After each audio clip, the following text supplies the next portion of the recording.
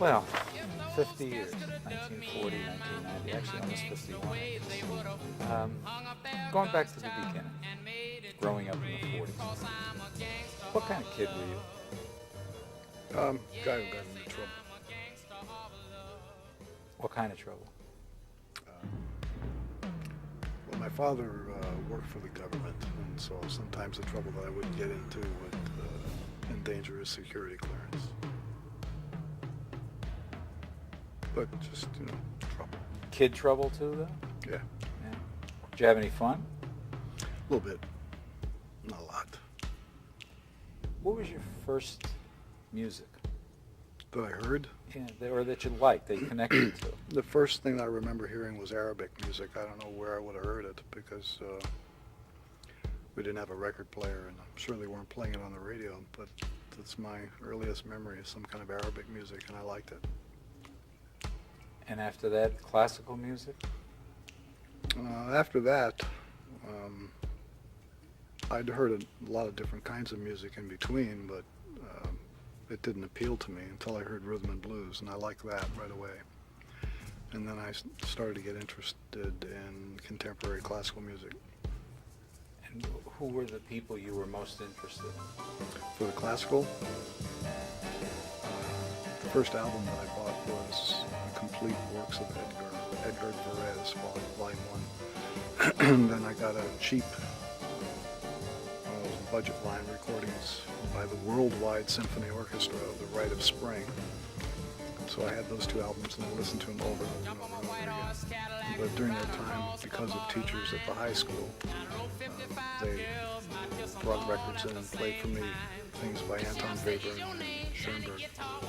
I had no interest in Beethoven, Mozart, or any of that kind of stuff. It just didn't sound interesting to me. There's a wonderful story about you making a long-distance phone call to Varèse. Could you tell us about it? That was my 15th birthday, and my mother said that I could have $5 for my birthday, and I said, no, I'll just make a long-distance phone call. And I wanted to, since I've been listening to this album for a couple of years, I wanted to talk to a man who could make music that was that strange. And I figured that since his mind was so unique, there was only one place where he could live, and that would be Greenwich Village. And so I dialed New York City information, and I asked for the phone number of Edgard Varèse in Greenwich Village, and sure enough, that's where he lived. And they gave me the number, and I called it. But and he answered? No, he was on his way to work on the World's Fair in Brussels. Do you think kids today? I think it's ugly. They're more than ready to listen to other forms of music, which I think are ugly, but they find that... Yes. Speak. Just picking up on what we're talking about, maybe you could talk for a minute about kids today and relating to classical music, Varèse, Stravinsky, whatever. There are some young people who listen to it, not because of what it is, but because it's just a variety, something different to listen to from what they've been listening to.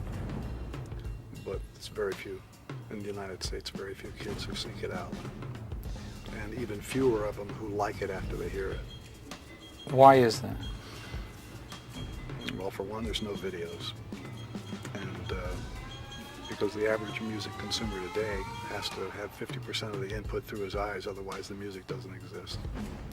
If there were, do you think, maybe you could talk about this, and if you could use the classical music phrase in it, if there were music videos of classical music, what would occur? Well, I happen to think that there would be a greater appreciation for this type of music, for classical music, for an audience that is musically illiterate, which basically is the case with the U.S. listening public.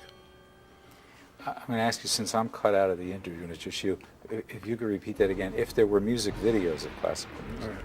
If there were music videos of classical music, it would reach a wider audience, because the illiteracy factor, musical illiteracy factor of American listeners.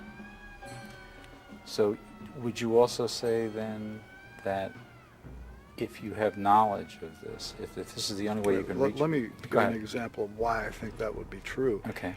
Look at the classical themes that have appeared as background music in films, which later wound up being commercially viable album releases after it was associated with a picture of some sort.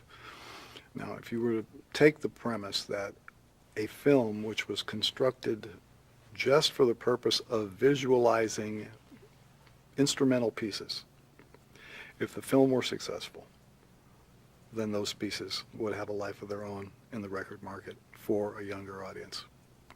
If the film was something that audience... Could you tell us about it? That was my 15th birthday, and my mother said that I could have $5 for my birthday, and I said, no, I'll just make a long-distance phone call. And I wanted to, since I've been listening to this album for a couple of years, I wanted to talk to a man who could make music that was that strange. And I figured that since his